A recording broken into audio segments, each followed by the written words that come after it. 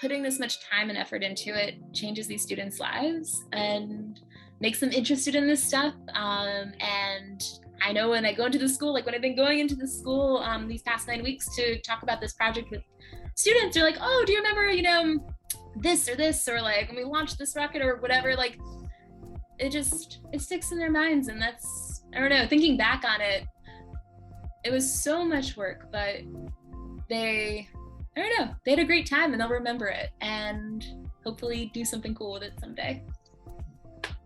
And you're very welcome along to the CESI staff room. You're not going to want to miss this one. We have Kate Kogge along with us. What did we talk about? Well, Geneticon, Smithsonian, messy learning, grab and go. Like, seriously, you're not going to want to miss this. My science teaching actually started as an undergrad when I was at James Madison University in Virginia. Way back when, I was asked to help out as a teaching assistant with a biotech course within the school. And it was just a fun way to sort of engage with the undergraduate students at the time. And basically what I did was I prepared labs. Occasionally I would lead some lessons on whatever the topic was of the day. But it was really fun. Teaching wasn't my major. My major was in integrated science and technology.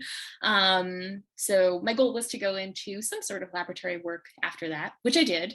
I went straight into clinical lab work with a hospital in Charlottesville, Virginia. And I did that for 4 years. And what I found it to be was very rewarding, but also not super conducive to being creative, which I love to do.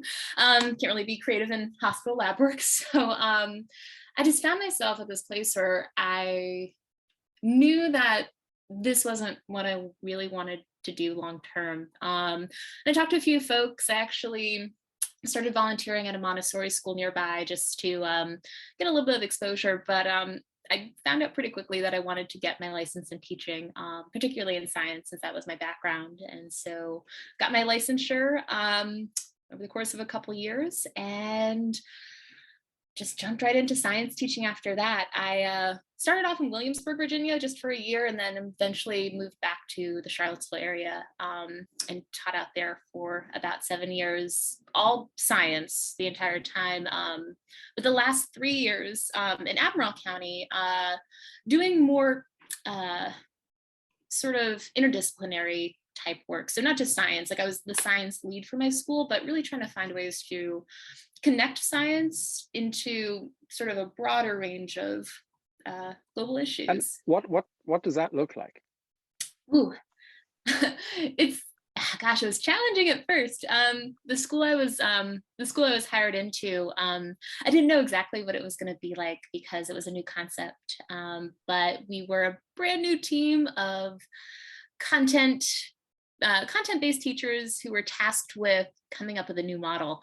And so I added the science into things, but we really tried to sort of go about this and looking at like sort of a big picture issue or a general theme and sort of adding our little bits and pieces throughout to sort of see how we could think about the content that we needed to reach throughout the course of the year and how that could tie into a grander issue. So for my first year when we were trying things out, I was looking at, I was teaching, the content I had to cover was mostly physical sciences. So sort of intro to physics and chemistry. And we applied, we did a Mars project. So we were trying to not only create a rocket, like the students built a rocket and a launch system. It was very exciting and fun and, all the physics components of that. But we also started to think about the social aspects of going to Mars. So governance and, how does one live on Mars with a group of people in a tight space? We also looked at some of the math and the sort of, how do we angle this launch properly? How do we apply percentages to sort of this habitation zone? And then we applied ELA, English Language Arts, to it as well by creating marketing components to this too. So students had this opportunity to take, some like a Mars mission, which was a really fascinating topic, and turn it into something that was fully interdisciplinary and really just kind of, gave them a sense that you can participate in this type of work and not necessarily have to be an astronomer or a scientist. Any interest level can It's funny you should. add to that. I love that idea of every aspect of. There was a project on here a while back, and there was a balloon launch, and there was the device put into the balloon, and the balloon was launched, and the device was going to go up and take temperatures, and then when the balloon burst, there was velocity was going to be gauged and all that. And I think that the kids, it was a K-12 school, and the kids put a little teddy bear in, and the teddy bear went up, and there was pictures. It was amazing. But one of the jobs, which frankly I thought was the coolest thing ever, was to ring the local airport, which is international airport, and actually get permission. So to say, look, today is our launch date. Yep. And that was their job. So you had this 7-year-old going, they had their script and they were on the phone and can I speak to the tower? I thought that, if you ask me, all of everything that comes with the launch of a balloon or launch of a satellite, I never ever think of the contacting the tower. So I love that. I love the connecting all the aspects to it. Yeah. Sure. So using technology in teaching, how does that fit into where you are now? So you go into teaching, you're a science teacher. Using technology in teaching, has that always something you've been comfortable doing, or is that even on your radar? Because some of us don't even think about using technology in teaching. I think in the first year, you're just so terrified because you feel like you don't know what you're doing at all. And so you just kind of grind through it to, get to the end. But then after that, when you feel a little more comfortable with the material, with working with students, with being able to not only learn how to use a piece of technology or learn how to integrate it into the classroom, but do it effectively, then it feels really good. I feel like what helped me, especially in the early stages, was having a really good instructional coach help me in that process, especially when I was so new, because there's there's an abundance of really great resources out there, but it can be you can get lost in the weeds a bit with it. And so really finding somebody who went out of their way to take the time, either during my planning or outside of school, to sort of teach me how to use these different pieces of technology and sort of work them into whatever it is that we're trying to cover. So these days, in recent years, and especially now, I work primarily now with teachers who work with students, but really thinking of ways where we can get not just have a cool piece of technology, because there's really cool technology out there, but tech that can get us real data, data that we can work with. What I love doing, and actually we just did this, it's funny that you mentioned calling air traffic control, because we had to do that last week. We have a bunch of Estes rockets, which are the rocket kits that you can build. So you put a D engine in it and let them go. We sent them to teachers all across the country. We did a coordinated launch at the same time, where we set up a Zoom camera, and all of the teachers had their Estes rockets all set up, and with these pocket labs in them. Do you all work with pocket labs at all? Mm-hmm. Yeah, something similar. Yeah. Yeah. So each of the teachers had a pocket lab in their Estes rocket. And so what the pocket lab was collecting was altitude data.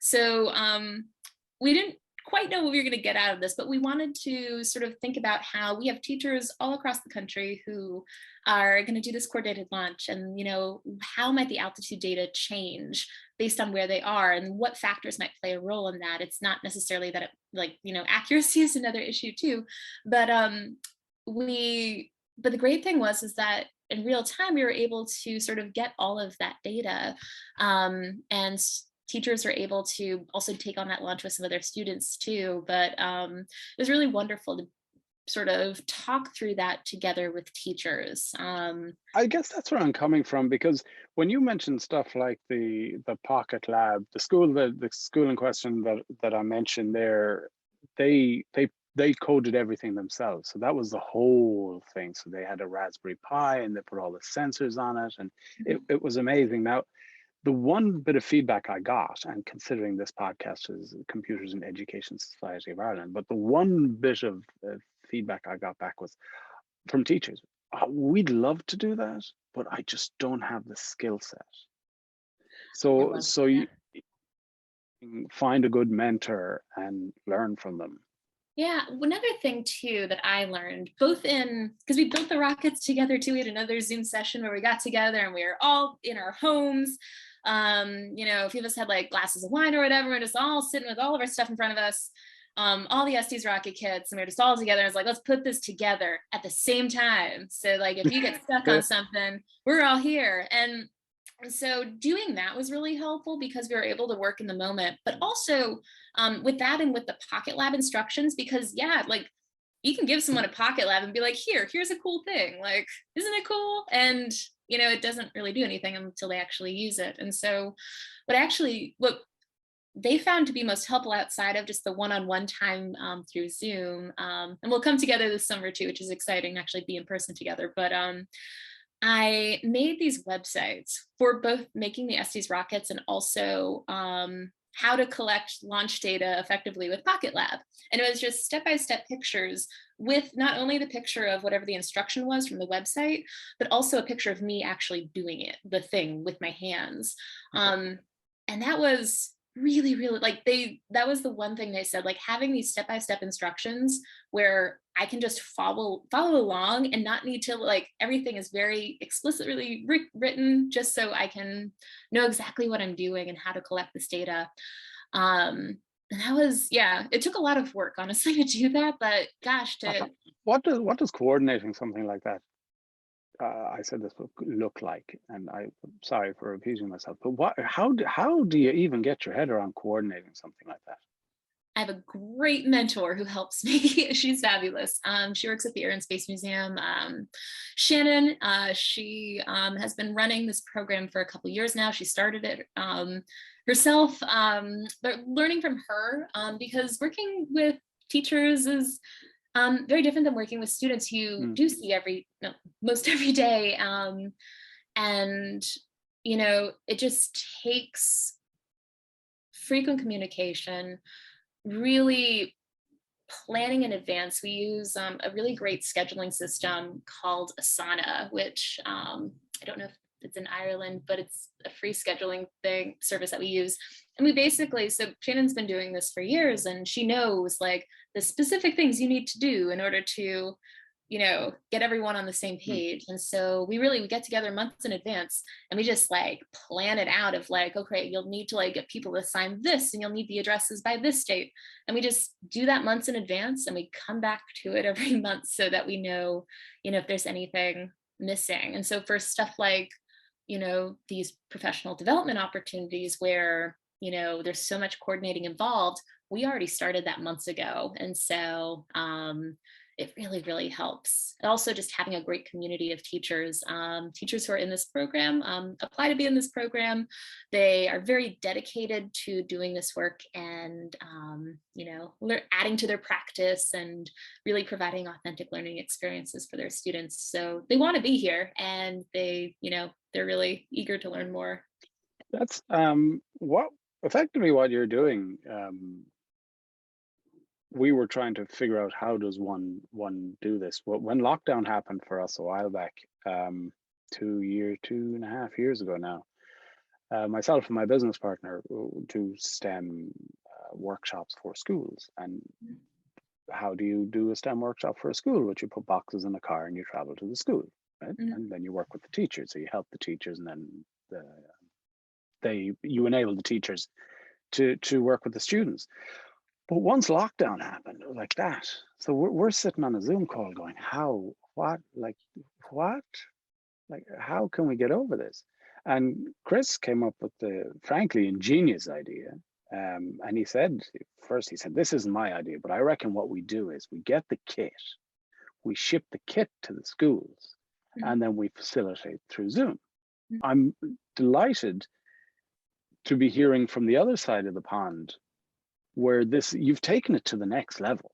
Like if you're organizing stuff months in advance, setting milestones and goals and where you need to be, this is a huge deal. Well, it's certainly it's gotten better, and I think that the program that we work with is typically 2 months in this, like the majority of the program, and it still is 2 months in the summer. We send teachers out to DC to just be fully immersed in the museum, the curators, the exhibitions, the sort of collaborative, really like in person time to really just gel and come together. But having, honestly, from learning from this virtual experience, in between the summers, because teachers come for 2 years, for 2 summers, but that in between time, is still so vital, and checking in, and especially with, how difficult teaching has been for the past 2 years in particular, having that camaraderie has been just really great, and having it using the virtual setting to do that has been really helpful. So it's I don't know, my job, my how I live in a day to day and do my job has changed dramatically since this. But in some ways, being able to like connect with two guys in Ireland right now on a weekday is just like, oh yeah. A couple years ago, I'd be like, what? No, it sounds bananas. But here So we are. how do you think, and that brings me nicely onto, like, I really want to be talking about the project itself, the details of the project, working in K-12 Albemarle Lab School, the Albert Einstein Distinguished Educator Fellowship with the Smithsonian National Air and Space Museum. Like if you had that in a business card, it'd be this big. It's huge, So, yeah. so, but before we get to any of that, how do you think your teaching is going to change once once all the restrictions is lifted? Do you think there's going to be a change there? Now, that's a question I ask every guest we've had on, and there's no right or wrong answer. I have my own feelings about it, but how is your teaching going to change, or is it going to change? I think coming at this from a perspective of, we've been through something, and really just being a lot gentler with, much more gentle with sort of approaching new concepts, and really trying to have school be that place where you find safety Mm, and welcoming and support. Not that I didn't necessarily do that before, but I think now in particular, I see so much when I see students. I've been able to go back and see my students in the classroom. I've been working on a project with them back in Charlottesville, and really just the joy that was in their faces, like just to like be in person, and to like, I hadn't seen many of them in person for a really long time, but really the important part of being in a school is to make those relationships. I mean, that just totally goes above everything that, the content aspects of it. So really trying to come up with that sense of community, building it even stronger within that space, I think is so critical.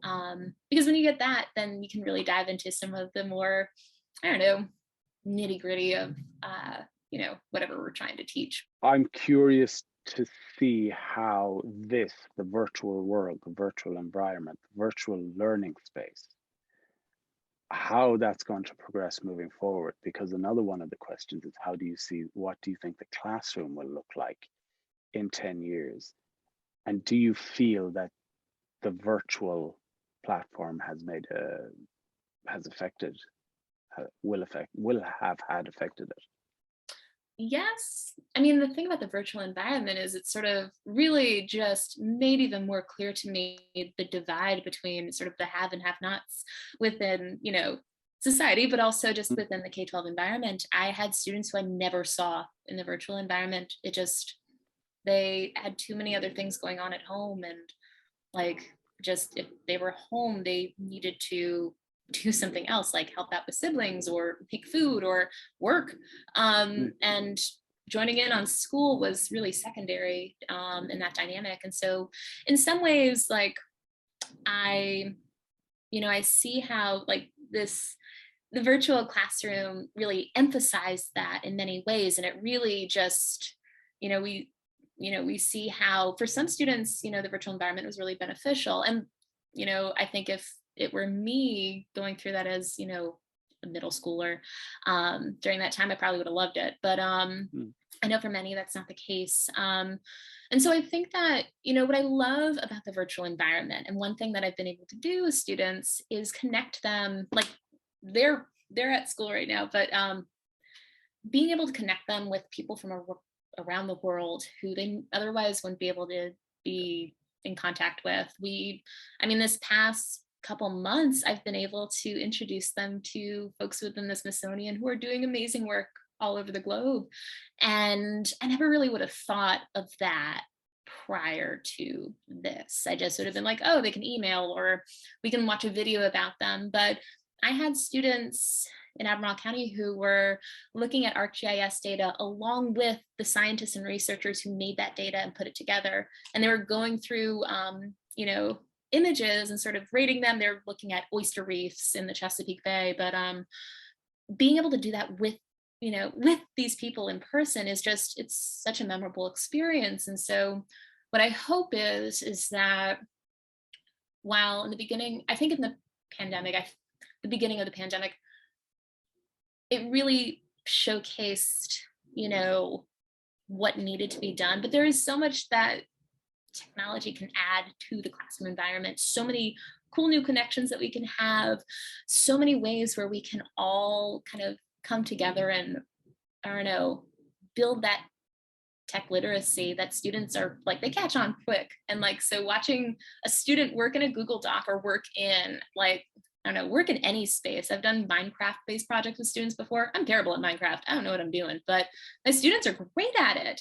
And so giving them the option is like, hey, if you can show me what you're talking about here in this Minecraft world that you've created, great. Like, that's all I need. And it just, and that's part of the inclusivity. That's the thing. So I mean, there are teachers out there that, why did you become a teacher? I became a teacher to catch the person like I was in school.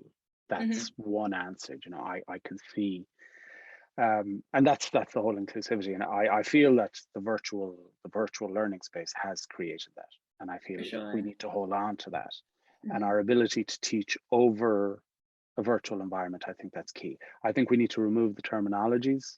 We need to forget about Zoom, docs, whatever. The kids don't use those. They just go, oh yeah, I opened the thing and I typed the thing, and how did you not get that? The K-12 Albemarle Lab School and the Albert Einstein Distinguished Educator Fellowship with the Smithsonian National Air and Space Museum. What? Sure, we can talk about the school. It's a community lab school. It's in Albemarle County Schools in Virginia. I worked in the middle school, so grades 6 through 8. Students were about 11 to 14, but our school is middle and high. So basically, wide range of ages all together in one building.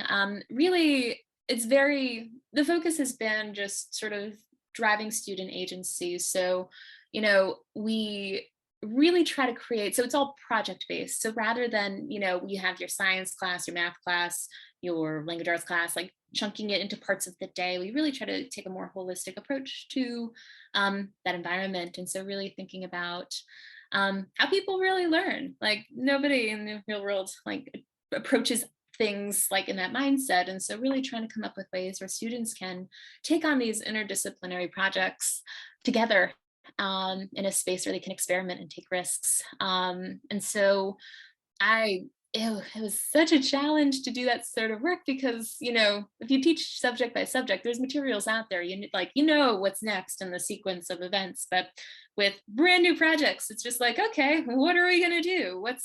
What's a thing that comes to mind? And so it's so challenging, but so fun. I've had such a great time. Like I did when we were virtual, we did we called it the Great Biologist Baking Show, where students created their own sourdough starter. They came to the school, and actually we had to like get all of these materials out to the students. They came to the school where we dropped off, sourdough starter at their house out in the middle of nowhere. And so from home, they had all their lab equipment, and we'd be on Zoom, and we'd be like feeding the starter, talking about it, sort of talking about the chemical changes, but also, the artistic elements of baking. So our art teacher actually came in, he did bread art with Barnes. And so we went through like different ways where you could like cut your loaf, or braid it to get different qualities of it. And it was so fun. And I love the Great British Baking Show. And so we actually made episodes for the Great Biologist Baking Show, talking about sort of all of the different processes that go into bread. And not just sourdough, but bread in general, sort of like the cultural aspects, the artistic elements, like every single piece. And it was so much fun to work on this with my teaching team, because when we were sort of coming up with, the components of this, we were just in a room, like sitting in a circle, like just throwing ideas out there, getting excited and mapping it out. And that's how the projects work there, is sort of, before we even start it, we come together, weeks in advance, and we just sit and we just talk about like, what's the thing you want to do, and just going into it. And it must be amazing to work in an environment like that, to be able to sit down with a group of people and just go, hey, what are we going to do next? It's amazing. Oh gosh. And the students love it too, because it's like nothing they've seen before. They really get to engage with whatever it is they're doing. And I really tried with many of the projects to engage the Albemarle County community or the Charlottesville community within the work. So students got to, the school itself is in downtown Charlottesville. It's a small city, but you can walk to things. And so we were walking distance to so many great places. And so we did a scale model of the solar system on Charlottesville's downtown mall one year, where the students actually, we talked about the planets in the solar system, and then we measured it out, where would each planet go?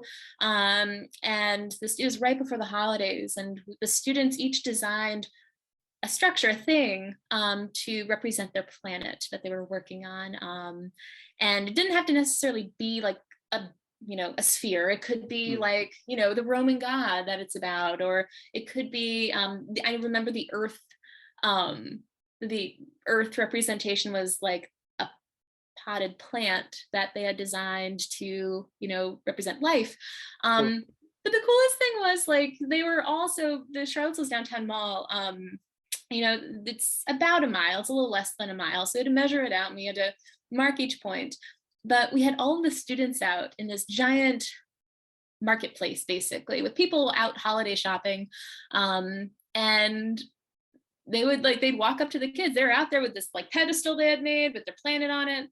And the students got to talk about their planet with people. So like, I encourage them, like, have people ask, like, come up with questions, like get people interested in your planet and why they should know about it. And they made little QR codes, and the students actually, they wrote and walked into many of the businesses downtown, and their planets got to stay on the downtown mall throughout the whole holiday season. So it's sort of like when you mentioned having a student call the air traffic control, like I had students go into these businesses and they were just like, hey, I want to put Saturn in your movie theater. Would that be okay?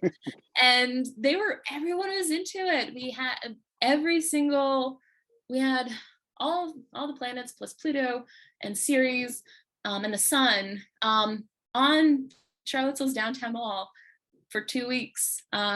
And people could scan the QR codes and learn more about them. And the students were really proud of that work. But just coming up with that, and the coordination of, having kids on this giant walking wall for an afternoon. I was going to sidestep that. The logistics of it was There I are want some to be at that meeting where you approach someone and say, we're going to take a bunch of students and we're going to bring them down the town. we had a lot of parents out, thank goodness. So a Okay. lot of parents came out. The news came out too, which was honestly kind of helpful too. But yeah, so it was great. The students really they had so much fun. It's great to get them out there, and it was great to be a part of a team where, people encouraged that type of stuff. Like prior to this school, I'm just so used to like being the teacher that the other teachers would get mad at because we were doing loud stuff. And it's just nice to be on a team where it's just like a weird, new, like, I don't know, just fun stuff is just encouraged. Like fun is really important at the school, which I don't know, no one talks about that, but fun should be like near the top of like what we try to achieve in the learning process. I look, find a job you love, you'll never work a day in your life. I mean, that's in a nutshell, that's really it. Students don't remember what you taught them, but they remember how you made them feel. And if you can bring that fun aspect to learning, then boom, you're in. Like, I'm going to move on to the Albert Einstein. I want to go back to the whole Smithsonian thing because my inner nerd is going to talk about the Smithsonian. But the Albert Einstein Distinguished Educator Fellowship with the Smithsonian, what's the program about? And explain your fellowship. Sure. So the Einstein Fellowship, the Albert Einstein Distinguished Educator Fellowship, is actually you have to give it the full title. You have to. We're all Einstein fellows. That's what we call ourselves. Makes it easier. But so the program itself is through the U.S. Department of Energy. Our sponsor is actually the Oak Ridge Institute, which is out of Tennessee. But it's a federal fellowship. And so it's right this year, it's 18 STEM educators who are placed in different federal agencies in the DC area. So I had to move to the DC area as part of this. So I'm the one fellow working with the Smithsonian this year at the National Air and Space Museum. So I work primarily on education programming for the museum. So mostly work with teachers. So that summer program I was talking about, or year-long, but primarily in the summer, teachers coming out here for the Teacher Innovator Institute is a big project I'm on. But I also lead professional development programming on aerospace related content. So this year I've led virtual PD on, passenger flight, weather and data, and how you use satellites to sort of understand what's happening in our atmosphere. And then I just did a program on aircraft carriers just this past month. So that was a really great opportunity. I don't know, it's working with teachers. They can sign in from anywhere and learn how to apply some of our content, some of our objects within the museum into the classroom, project-based too. So taking a lot of that work I did with the lab school in Albemarle and sort of applying it to the work here by creating projects that teachers can take on anywhere related to that content. What's the leadership structure like? What are the aims and objectives? What's the outcome? Do you go into a project like that, tenure of my year or whatever, I'll have this, and this done? Are you given a free rein? It's different for each fellow. For me, I knew going into it what all of the tasks I'm working on are sort of ongoing projects, with the exception of the live PD I did on those 3 aerospace topics. But really all of these programs are ongoing. So it's just sort of, it's only a year. A year is not a lot of time to figure out what I'm doing and do it effectively. It's just sort of building on what's been there and getting it ready for whoever comes after me. So we have a new sort of fellow coming in after my time here is done, but really is just sort of, getting her ready for, what this job is like, and also just really gearing up to make our summer program. So the teachers who we have coming in this year to DC haven't so some of these teachers were selected, over 2 years ago to come to DC and haven't had a chance to yet. So really trying to find ways to make this a really awesome, meaningful experience. And Yeah. how we've spoken about the platform, we've spoken about doing it virtually, the approach, the hands-on approach. How do we get involved over this side of the water? Oh, How do Irish teachers get involved? We want some of that action. you can. I mean, so we have, gosh, the Air and Space Museum, we have tons of online, we have online resources, but we have educators who, love talking with other educators. There's a lot of great professional development opportunities, like TII, the program I'm working on, it's only for US citizens, but we have, we have so many virtual experiences too. We have that online PD that I was talking about. We'll start that up again in the fall, and that's a really great way to sort of learn about resources we have, objects we have, the history of whatever the theme is. So really diving into that, it's a fun way to sort of, like with aircraft carriers, I knew nothing about aircraft carriers before leading an entire 2-hour presentation on it. But afterwards, it was really, there's so much cool STEM stuff. Yeah, that's all I knew, was that they carry aircraft. There's so much cool stuff that goes into aircraft carriers, though. Like, I've been boring my friends because it's been my only conversation when we've been going out, is just like, did you know that it's like, balloons on boats in the Civil War, and then like some guy just like threw on a football helmet and covered his body in bicycle tire tubes and just rolled himself off. It's just like, there's so many stories in there, and it's rich and it's engaging, and that storytelling component you can take on from anywhere, and it's so fabulous. But the Smithsonian as a whole, we have a lot of great online learning opportunities too. So your passion for the project and your enthusiasm is addictive, because I want to sign up now. Where do I sign up? That's really the bottom line. And I know people will be asking me, but that's fine, and it sounds amazing, but where do I go? And it's Smithsonian, start there. Yeah, in the Smithsonian, there's tons of resources there, but we have affiliate organizations all over the place too that do some really great work. I've been working on, for a side project, I'm really interested in conservation and sustainability and bringing those sort of programs into the classroom. And so I've been working with Smithsonian's Conservation Biology Institute, which is out in farming land out in rural Virginia. And a lot of people don't even know that exists, but they're literally,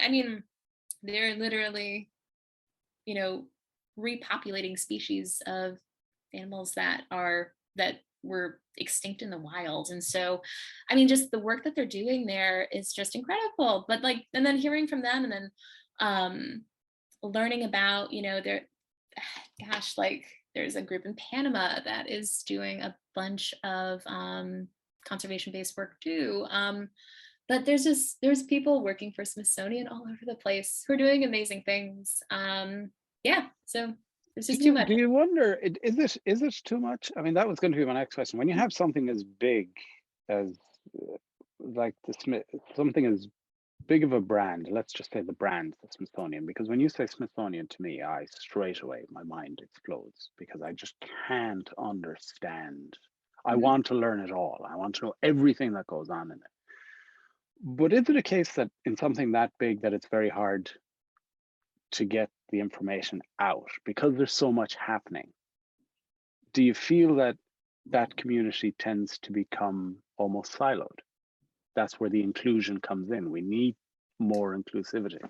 No, I totally agree with you. And a lot of people hear the name Smithsonian, it's like, ooh, fancy. But really, yeah, those were my exact words. Ooh, fancy.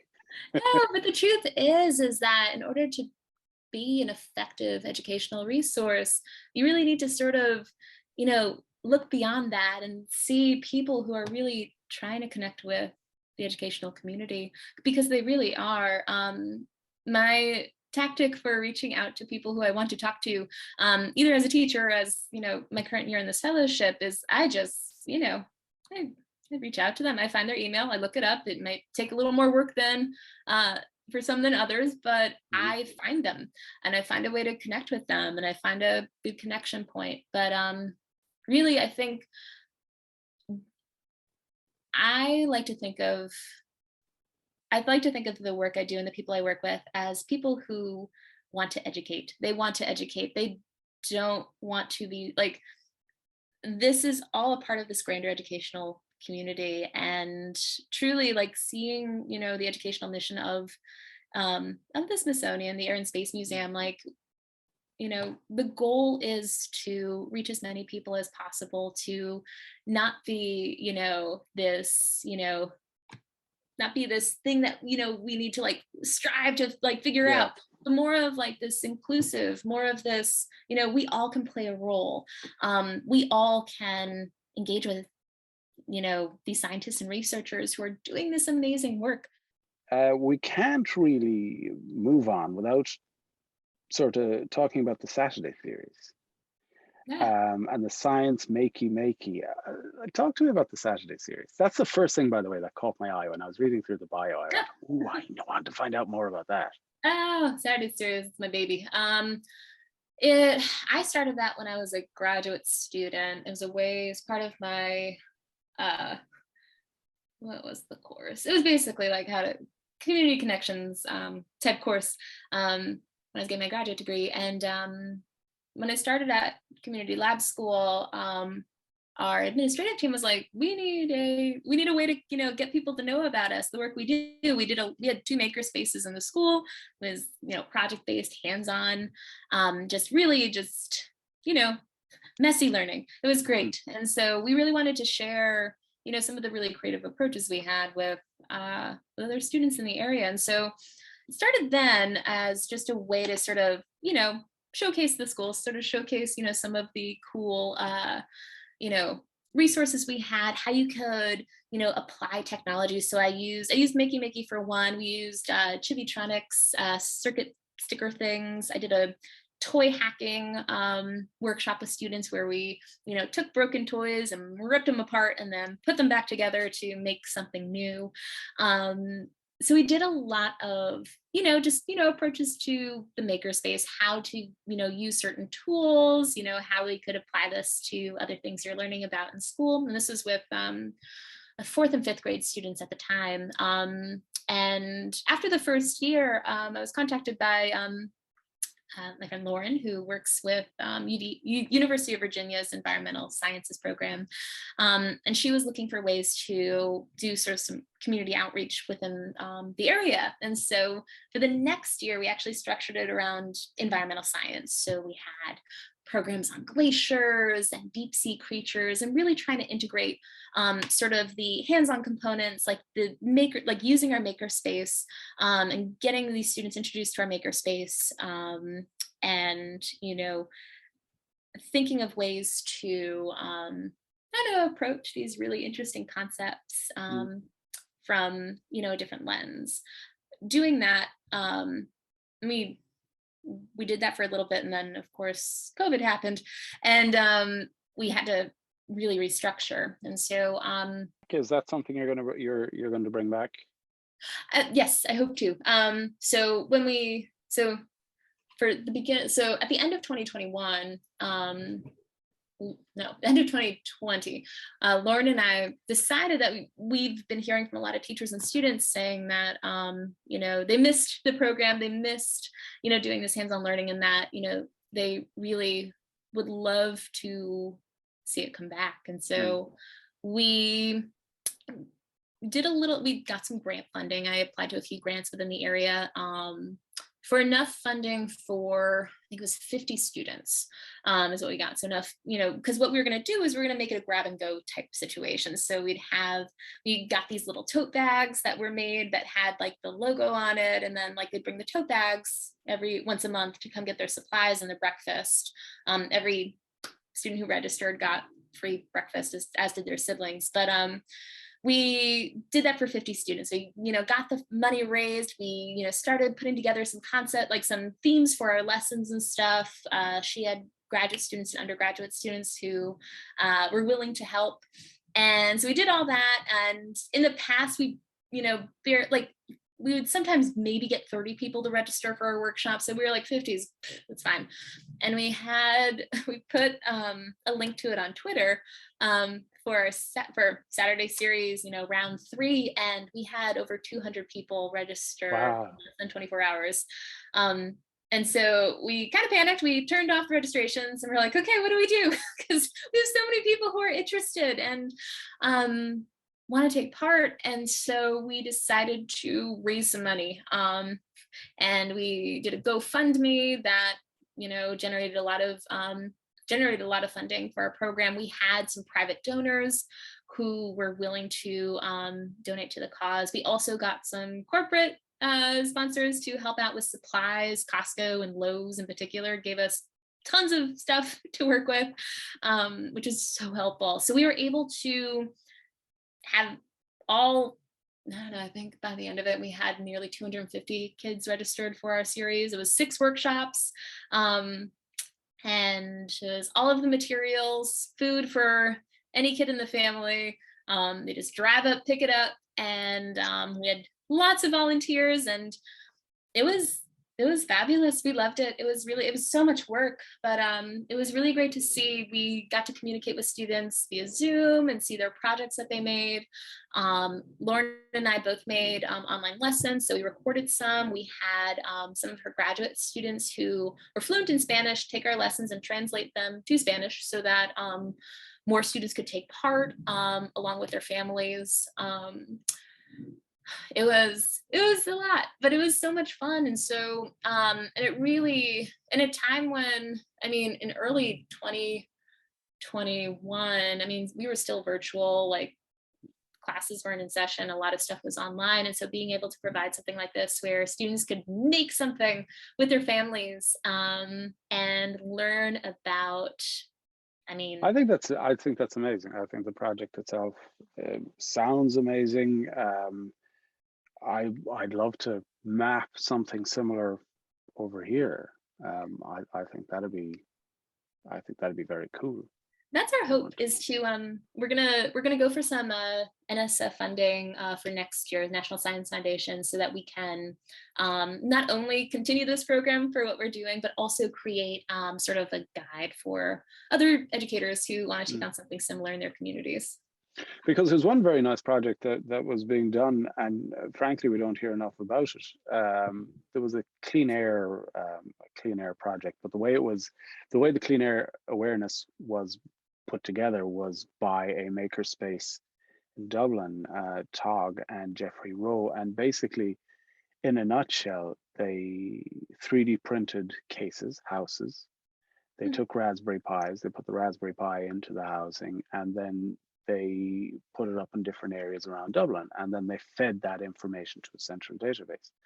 Now, wouldn't it be great to do that on a national level in the primary schools, in the K-12 schools over here, where the students get to build this, the students get to put this up, and now they're learning from something they built themselves. They're seeing the data, because a lot of the time, the learning for building is there, the idea behind it is there, but what are we feeding? What information are we getting back? And sometimes that can be lost. But when they see the data coming back and they see the graphs, oh well, actually, I think that makes that'll make a big difference. Kate, I could talk to you for the next 4.5 hours, but I don't have 4.5 hours to talk to you. Is there anything you're doing? Is there any projects you want to talk about, you want to mention? Well, I just wrapped up. So when I left to come to the DC area from Charlottesville, I knew I was gonna, I don't get to teach students that much this year. I'm actually going into the museum this weekend to work on a camp for it's a all-girls camp related to aviation, which I'm really excited about. But outside of that, I've had no opportunities to really teach kids. And so for the past 9 weeks, I've been working with my school back in Albemarle County on a program we called the Ophthalmologist Project, which was a program I've been talking with some folks within Smithsonian's Earth Optimism Initiative. And basically the concept is really thinking at our changing climate, thinking of, environmental issues and, what we can do about it, really coming at it from a point of optimism rather than fear. And so thinking of things that are working, that's kind of what this initiative does is, it's not all Pollyanna, but it's like really sort of highlighting, the great work that's being done and how, that can give us hope for our future. And so I really love the initiative because as somebody who works on conservation-based work with students a lot, I know that it can be scary. And so to talk about, just our future and the climate. And so really coming up with, things that work, giving students an opportunity to see that if you can apply what's working in conservation or sustainability, we can really have a positive impact. And so the Ophthalmologist Project was that. And so the students got to meet and work with researchers and scientists who are doing animal conservation practices throughout the Smithsonian in the different research facilities that they have, and think about how, how this work can impact their future, the future of these species, and that, it's important to care. And so we just wrapped that up this week.